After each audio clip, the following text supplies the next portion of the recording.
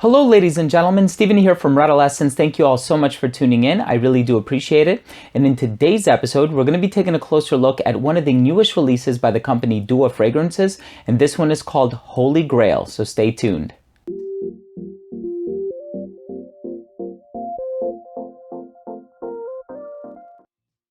Now, before I begin the video, I do want to mention that this bottle was sent to me for review by the company. I just want to have that disclaimer, but at the end of the day, all opinions will remain my own. Now, for those of you who don't know, Dua Fragrances is a clone house, so they make their own iteration or inspired expression of more popular niche fragrances. It used to be designers back in the day, but as of late, they're focusing on a lot of the higher end niche fragrances. And if you do check out their catalog, you'll see that a lot of the fragrances that inspire the creation of their fragrances happen to be in like the $1,000 range, $2,000 range. As a matter of fact, some of them even higher than that. So this one, for example, goes for like 1,400 euros. So it goes without saying that the original is quite costly. So this perfume is an interpretation of a fragrance by Jacques Fath called L'Iris de Fath. And that one is a reconstruction of the original, which came out in the 1940s, called Iris Gris. Now that one is often heralded as being one of the best iris perfumes in the world, and obviously since it went out of production, a bunch of perfumers came together in a contest, if you will, to try to recreate the original. And so one perfumer got really close to it, and I believe Luca Turin chose him as the winner. For those of you who don't know, Luca Turin is a perfume critic, and that one ended up being the L'Iris de Fath, which is now available. However, it is a very small bottle, and like I mentioned earlier, it goes for 1,400 something euros. This one, on the other hand, I believe is a little over $100. I think it goes for $105. And this one aims to recreate that sort of iris appeal that you will find in the Jacques Fath composition. As always, Massam did kindly send me like a 1.5 ml sample of the original, and I have done a side-by-side, so I will tell you exactly how close I think they are. But let's go ahead and start things off by taking a closer look at the presentation. So the presentation for Dua Fragrances has been upgraded. You have this box, it opens up just like this. And on the inside, you have a little description on the company. And then you also have a square portion here on the right in which the bottle rests. The spine of the box just says Extrait de Parfum on it. And the back of the box lists all of the ingredients. So the bottle of this perfume has a metal plaque on the front with the Dua logo and the name at the bottom, Holy Grail. And it also has an iris motif in the corner here. The cap for this one does click into place, so you can pick this one up from the cap very securely. The distribution on the atomizer is nice and wide. Let's continue with the smell. Now, as soon as this fragrance opens up, you are going to get one of the most amazing and magnificent bursts of iris that I have personally smelled in my entire life. Now, I am personally a fan of iris. For those of you who don't know, it is a flowering plant. It kind of smells like a cosmetic bag or lipstick, some people say, and I do find that to be true in my experience. So if you have fragrances like Dior that one is very heavy on the iris note. You also have what I consider to be a holy grail, which is Latessa by Masque Milano. I personally love that fragrance as well. Well, this one, you're going to get a very similar iris, except it's kind of like an iris on steroids. It's very strong. It's very concentrated. So as a matter of fact, full disclosure, I've worn this fragrance 3 times and I wore it only once to work, which was yesterday.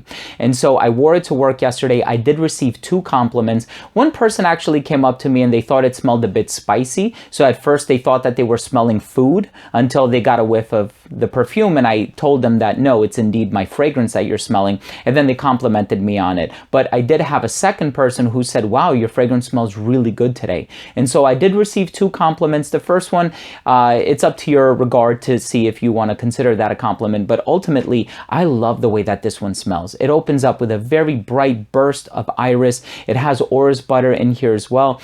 I'm given to understand that it is natural, hence the price of the bottle and it being a little bit more expensive than the other 3 fragrances that were released concurrently. And I know it also contains carnation, and it has rose in here as well. You know, I have to say that the iris really overshadows the other ingredients that are used in here. I know there's peach. I don't get too much of like a fruity vibe. Perhaps the only thing that I do get from this one is like a green undertone or undercurrent. So I do get the oak moss and I do get the vetiver. I know it's listed as a bourbon vetiver note. I'm not quite sure what that is, to be honest with you. But I know some varieties of vetiver can be kind of on the dark and aggressive side. And I do think that the green undertone becomes noticeable, of course, in the 2-3 hour mark of the composition and the fragrance drying down. And so that aggressiveness is not there in its totality, but you do get that green undertone that I think kind of almost puts it in masculine territory. Although the presence of the iris, if you're not a fan of iris, you need to stay away from this one. But if you like iris, even as it's used in Dior Homme, this one, like the name implies, is a holy grail. So I do find this one to be perfectly unisex. However, if you make the subconscious association with women's perfumes whenever you smell anything floral, then this one might lean in that territory for you. But if you're familiar with, like I said before, some of the other fragrances like Masque Milano's Latessa or even Tuberose One Capricious by Histoire de Parfum, this one is basically in the same wheelhouse, and this is a must-have for iris lovers. It is such a good scent. I personally enjoyed wearing it to work yesterday, and I have to say that I think I overdid it. I did about 6 sprays, and it was probably 5 too many because this stuff is super potent. The longevity on this one is incredibly monstrous, and you really don't have to take my word for it. I would encourage that you go out there and sample it. If you have the means by which you can afford this one, then obviously purchase a bottle, especially if you're a fan of iris. I give this one my seal of approval. You are going to love this one. And I think subsequently, you will also love the original as well. Now, in terms of this one smelling similar to the original, honestly, I couldn't tell the difference. I think in the opening, perhaps the original has more of an emphasis on the citrus notes. But one thing that I do have to say is I got incredible longevity from this one. When I did the side-by-side comparison, it was not on skin. So I do want to give that as a disclosure. So I'm not sure how long the original would have lasted. Plus, it was only a 1.5 ml sample and I ran through it quite quickly. But had I given it a full application, perhaps it would have lasted just as long as this one. But what I can say is that this one gave me monstrous performance. It smells amazing. It does smell natural. It's a breath of fresh air. It's a perfume unlike one that I've smelled before. Usually, when you're focusing on floral fragrances, it's usually iris and tuberose or iris and some kind of other fruity note, just like is the case with this one with the inclusion of peach. However, I really feel as though the iris dominates in here. And there are a couple different varieties of iris, which is why I think it's so lush and so full and so dense.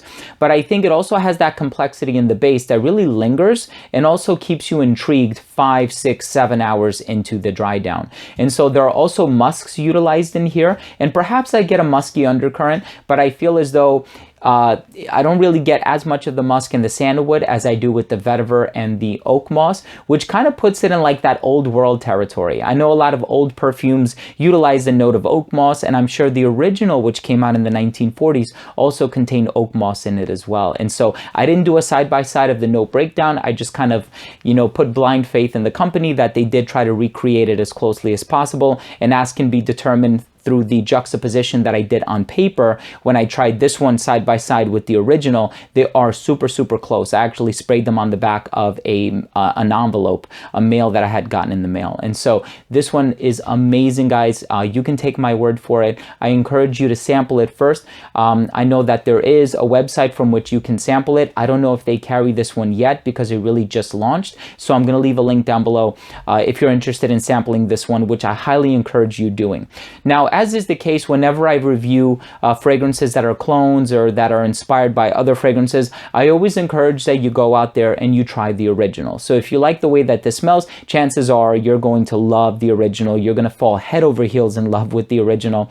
However, considering the very high price tag of the original, I would speculate that it is out of the budget of many. And so I think this one will provide you with a fairly, much less expensive alternative for a smell that is quite comparable. So thank you guys for watching. Let's go ahead and finish off the review with my overall assessment. So first up, in terms of the uniqueness and the overall smell, obviously this does not earn any points for uniqueness because it is an inspired expression or a clone. However, in terms of the overall smell, it is one of the best iris fragrances I've ever tried, if not the best. And I say that having tried many different iris fragrances, including one by Edes de Venustas and Mask Milano's La Tessa. And obviously this is a clone, right? So it really loses points, like I said, in terms of originality, but I do think that they got it quite close. And if I like this, I know I'm going to fall in love. Had I owned a bottle of the original Jacques Fath, I know that if I wore it several times, I would fall in love with that one as well. And so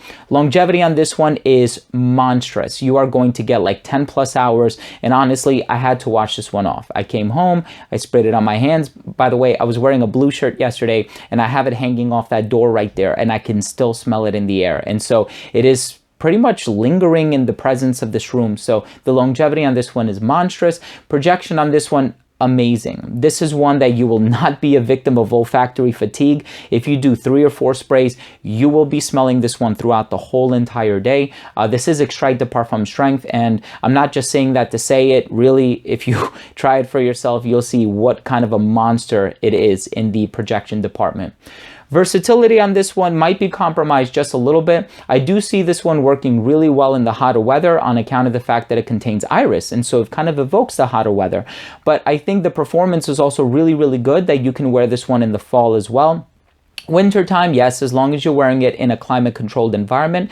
I think in terms of the price tag, it is one of the pricier duos out there. I would wear this one in a formal scenario when you're dressed up, nice dress, suit and tie. I think it really sort of evokes an air of mystery and sensuality and also confidence. And I think that it's perfectly unisex. In terms of presentation, I love how they put the iris motif here on the front of the bottle on top of the duo logo. And my final verdict on this one is I absolutely love this fragrance. In terms of an iris-based release, I know there have been many iris fragrances out there that have been a little bit subpar. I'm not going to mention any names right now, but this one is one of the better iris fragrances on the market. If you do have an opportunity to sample this one, I can almost guarantee you, you will not be let down, especially if you are a fan of iris fragrances. This is, as the name implies, a holy grail. So there you have it, ladies and gentlemen. Thank you so much for tuning in. That was my review of Holy Grail by Dua Fragrances. If you own or have tried this fragrance, please let me know what you think. Leave a comment down below. Also, if you are new to this channel and you would like to support this channel, I would love your subscription. All you have to do is click the red subscribe button in the corner. And this way, whenever I do upload future fragrance-related content, and that includes reviews just like this one, giveaways, top 10 videos, unboxings, interviews, and special guests, all these videos will get sent straight to your feed. You never need to worry about missing any of my future uploads. Thanks again for watching, everyone. I love you guys, and we'll see you in the next episode. Bye.